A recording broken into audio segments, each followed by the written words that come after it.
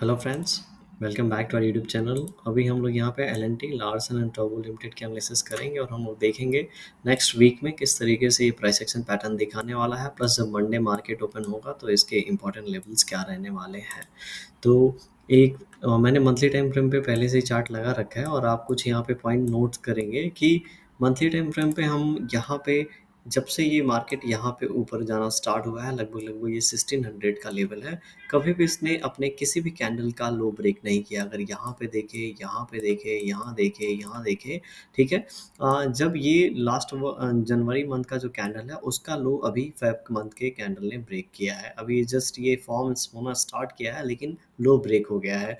तो ये यहाँ पे ऐसा पॉइंट है जो मुझे यहाँ पे, ठीक है, थोड़ा सा यहाँ से प्रॉब्लमेटिक लग रहा है क्योंकि अभी तक ये हायर हाई में यहाँ पे सिचुएशन बनी हुई थी। फर्स्ट टाइम था जब ये अपने लास्ट मंथ के कैंडल के लो को ब्रेक किया है। First point. सेकंड पॉइंट, अगर अगर यहाँ से रैली देखेंगे तो बहुत ही अच्छी रैली हुई है। लगभग लगभग 1600 से लेके 3700 तक का इसने रैली किया है, ठीक है। 3700 रुपीज़ तक का रैली किया है। अब ये नीचे की ओर आ रहा है और ऊपर की ओर कैंडल किस तरीके का बना है, तो ऊपर की ओर कैंडल कुछ इस तरीके का बना है, दिख रहा है इस तरीके का कैंडल। उसके बाद इसका लो ब्रेक हुआ था एंड थोड़ा नीचे ये यहाँ पे आ गया था।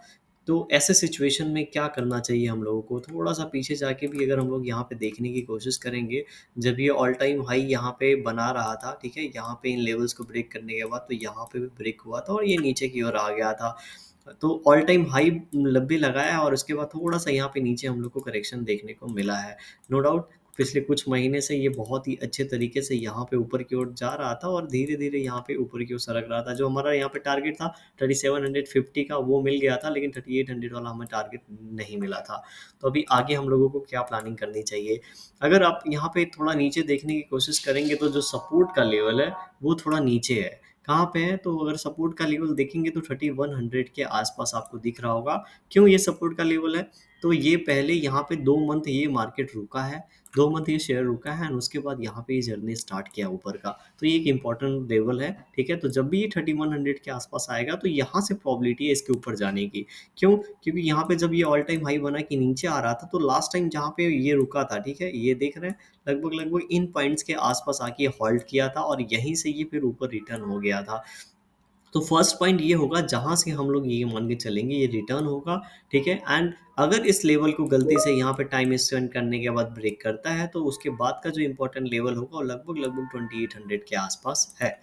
अब हम लोग यहाँ पे मान के चलते हैं कि ये ब्रेकडाउन जिस तरीके से अभी कैंडल बन रहा है ये सक्सेसफुल नहीं होता है, लेकिन यहाँ पे ये अपना हाई यहाँ पे, ठीक है, जो कैंडल फॉर्म हो रहा है अभी फर्म फेव मंथ का, ये ऊपर की ओर जो हाई लगाया उसको ऊपर की ओर ब्रेक करता है तो क्या, तो अगर ये ऊपर की ओर ब्रेक करता है तो हम लोगों को थोड़ा सा वेट करना पड़ेगा यहाँ पे छोटे टाइम फ्रेम पे प्राइस एक्शन पैटर्न किस तरीके से बन रहा है, ठीक है। एंड उसके बाद फिर हम लोग यहाँ पे डिसाइड करेंगे हमें आगे ऊपर के लिए क्या स्ट्रेटेजी अपनानी है।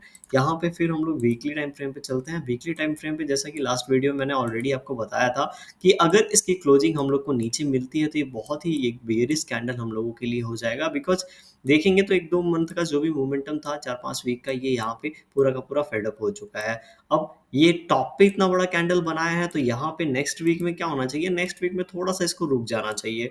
रुक इसलिए जाना चाहिए क्योंकि यहाँ पे 330 का एक सपोर्ट भी है, ठीक है। प्लस ये एक वीक में कुछ ज़्यादा ही करेक्ट हो चुका है। तो एक वीक अगर ये यहाँ पे रुक जाता है, छोटा कैंडल बनाता है, ठीक है, इस तरीके का कोई कैंडल बनता है तो ज़्यादा बेटर रहेगा।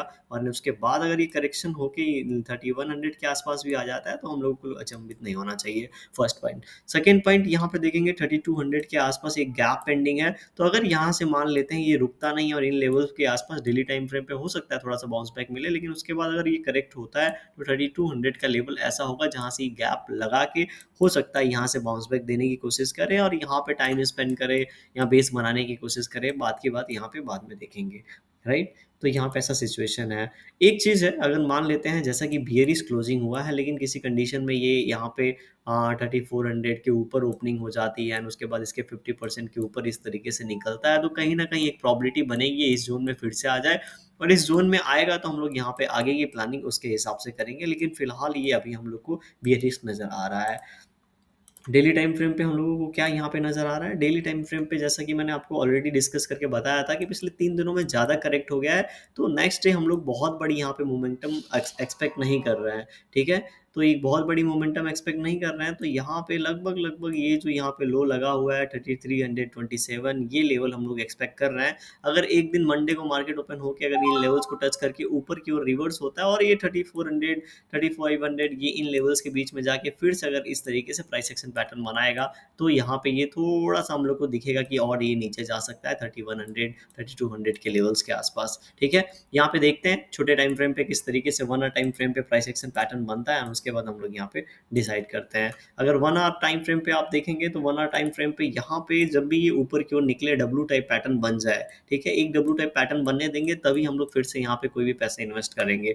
देखिए, दो चीज़ें तरीके से, एक आप अगर शॉर्ट टर्म इन्वेस्टर हैं तो यहाँ पे डब्ल्यू टाइप पैटर्न या फिर ब्रेकआउट देख के आपको ट्रेड करना चाहिए, लेकिन आप लॉन्ग टर्म इन्वेस्टर हैं तो जब भी ये नेगेटिव कैंडल्स बनाता है, मंथली टाइम फ्रेम पे बने, ठीक है, तब हम लोग को जाके यहाँ पे एसआईपी करना चाहिए। अगेन मैं सेबी रजिस्टर्ड नहीं हूँ, तो ये सारे स्टडी पर्पज के लिए आप जाके इसको ऑब्जर्व कर सकते हैं, बाद में अपने हिसाब से अपने हिसाब से ही आप डिसीजन ले सकते हैं। ठीक है, तो मंथली जनरली मैं क्या करता हूँ, अगर मुझे इन्वेस्टमेंट करना है तो ये शेयर बहुत अच्छा शेयर है, मुझे पता है, ठीक है, ऐसा मुझे पता है ये बहुत अच्छा शेयर है, तो जब भी मंथली टाइम फ्रेम पे मुझे एक नेगेटिव कैंडल मिलता है तो यहाँ पे जाके मैं अपने पैसे इन्वेस्ट करता हूँ और ये स्ट्रेटेजी अपनाता हूँ, ताकि जब ये ऊपर की ओर जाए तो मुझे अच्छा खासा प्रॉफिट यहाँ पे मिल सके। ठीक है, तो यहाँ पे डब्ल्यू टाइप पैटर्न जब ये इन लेवल्स के आसपास बना दे तो बहुत ही अच्छी बात है, अदरवाइज ये गैप फिल करके जब भी ये डब्ल्यू टाइप पैटर्न यहाँ पे बनाएगा तो यहाँ पे एक मौका रहेगा पैसे इन्वेस्ट करने का, और तब हम लोग यहाँ पे क्या कर सकते हैं, छोटा एसएल के साथ बड़ी प्लानिंग, इन लेवल्स की प्लानिंग हम लोग करने की कोशिश करेंगे।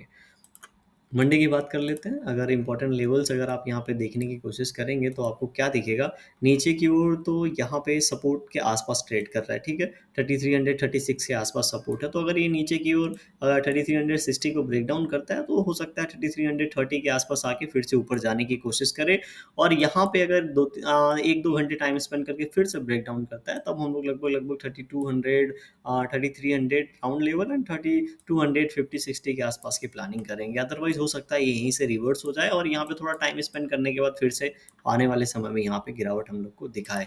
ऊपर की बातें करेंगे तो ऊपर आप देखेंगे लास्ट स्विंग लगभग लगभग हम लोगों को कहाँ मिला है, 3400 3040 के आसपास मिला है, तो ये स्विंग को निकालने देंगे। ये स्विंग को जब निकालेगा यहाँ पे तो हो सकता है एक मोमेंटम मिले जो कि इसको 3475 के आसपास लेके आए एंड 500 के आसपास लेके आया। देखिए, एक चीज़ मैं यहाँ पे नहीं बता सकता कि हो सकता है यहाँ पे कल 5% ऊपर चला जाए, 4% नीचे चला जाए। ये हम लोग यहाँ पे गेस करना बहुत ही बड़ी बात होती है। क्यों? क्योंकि ब्रेकआउट लेवल पे थोड़ा बहुत समझ में आता है, लेकिन ऐसे कंडीशन में समझ में नहीं आएगा। अगर किसी अच्छे बड़े फंड ने आके यहाँ पे माल उठाना स्टार्ट किया तो हो सकता है 5% ऊपर की ओर चला जाए। उस केस में हमारी जो भी एनालिसिस होती है वो सारी फेल हो जाती है। तो किसी दिन 5% ऊपर जाता है तो आगे जो कमेंट में ये ना पूछे कि सर आपने बताया नहीं था कि 5% ऊपर जाएगा, राइट? ठीक है, तो वीडियो कैसी लगी कमेंट सेक्शन में ज़रूर बताइएगा। पसंद आई होगी तो लाइक कर दीजिएगा, चैनल पे नए होंगे सब्सक्राइब कर सकते हैं आप। Thank you for watching this video.